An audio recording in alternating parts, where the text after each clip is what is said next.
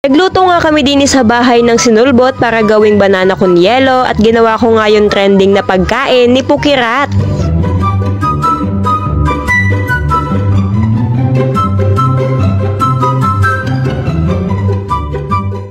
Ari nga yung mga prutas na aming pinagpipitas doon sa mga nakaraan kong video. Hinayaan nga lang namin na nakabuyang-yangyaan dyan sa lamesa ay wala pang 2 araw. Ari nga at mga hinog na. Kaya nga ang aming agahan at merienda ay solved na. Kaso nga lang aring langka ay hindi pa gaanong kahinog. Kaya hahayaan lamang namin yan dyan sa lamesa. Ari nga at tagbalat nga ng ilang pirasong hinog na saging ang aking tiyuhin at susulbutin niya nga daw. Nagpapakulo na nga siya din ng asukal na merong kaunting tubig at dyan nga susulbutin aring mga hinog na saging. At habang nagpapakulo nga siya dyan ng hinog na saging, ay nilinis ko naman aring ating ice crusher at gagawa nga daw ng banana con yelo. Di bale, pinunasan ko nga laang yan ng basang-basahan at hindi ko naman alam kung pwedeng basain yaan ay baka pag binasa natin ay masira ay lagot tayo sa may-ari. At habang nagluluto nga dyan ng aking tiyuhin ay meron nga tayo din ng kaunting kanin, seaweed, cheese, tuna at mayonnaise. Napanood ko nga laang din ari din sa Facebook kaya naman akin na ding ginaya. Imimekos-mekos nga laang natin dyan sa kanin yung tuna, cheese, at mayonnaise. Sinala ko nga pala dyan yung tuna kasi nga base doon sa aking napanood, dapat nga daw dry yung ating tuna. Tapos tansya-tansya na laang din yung paglagay natin dyan ng cheese at mayo. Depende na laang din sa gusto nyong lasa. At hahalu-haluin laang natin yan hanggang magsama-sama yung mga ingredients. At ayun, ayos na yun. At nung mapagsama-sama ko na nga lahat ng ingredients, ay kinuha ko na nga aring seaweed at titikman nga natin kung masarap nga baga talaga.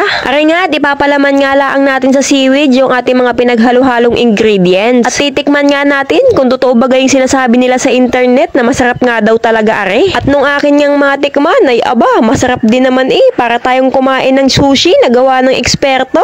Charot. Pero walang halong biro guys, masarap talaga siya. Pwede nyo siyang itry. Pero kung ayaw nyong itry ay didiwag. Charot. Sakto naman na dumating din ang aking papa at atin niyang ipapasubok sa kanya kung masarap ba talaga. Ay, baka ako lang nasarapan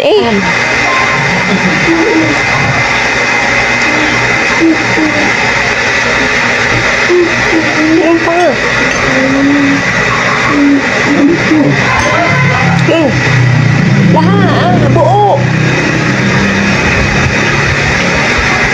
Buo. Buo. Kinakain yan. Tak.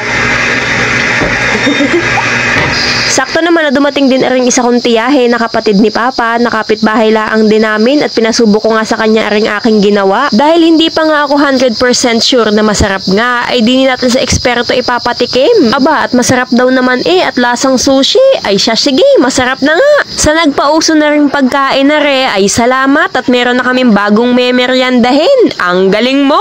Sakto rin naman na naluto na nga aring sinulbot ng aking tiyuhin, kaya ayan, gagawa na tayo ng banana con yelo. Ari na nga at nagkakaskas na nga ako din ng yelo. Tapos meron na nga tayo din sa mangkok na saging 1 piraso. Tapos ayang meron din tayong arnibal at ilalagay na nga natin aring yelong kinaskas natin kanina lang. Tapos nga naglagay laang ako dyan ng kaunting asukal kasi nga gusto ko yung sweet. Tapos syempre hindi mawawala yung gatas na ubo din pala ng tamis. Ay di ang kinalabasan ay asukal con yelo. Ay umay talaga sa sobrang tamis. Para akong kumain ng sinabawang asukal Ay siya, halina ho at merienda ho tayo guys.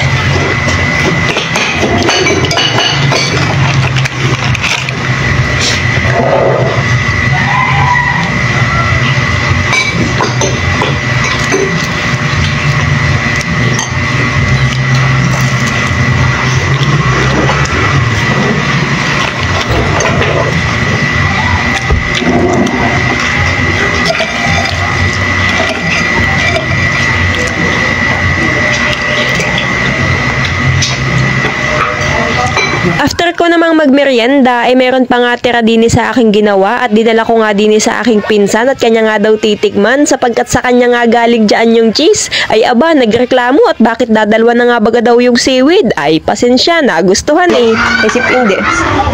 Sa papa sila ate Grabe naman, dalawa lang tira mo. Balay ko ba dadalawan na? Di po nga kasing ano ko. Masarap gagi. Si Jonas. May isa pa silang regalo, hindi sinasabi kung ano. Dami mo. May naman ate, tinitingnan ko, tinatanong ko pa nga, gusto ko yung shawarma.